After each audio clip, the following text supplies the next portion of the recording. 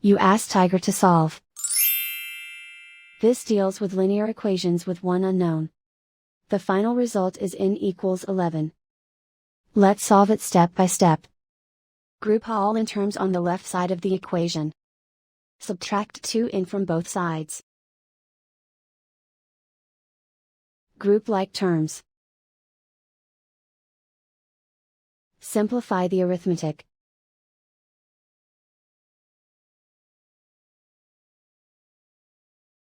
Group all constants on the right side of the equation.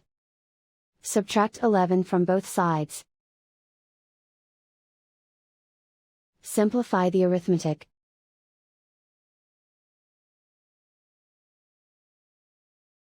Convert the n into a positive number. Multiply both sides by -1.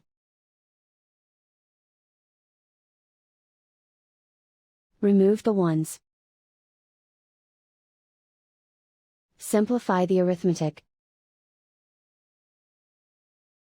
And so the final result is n=11.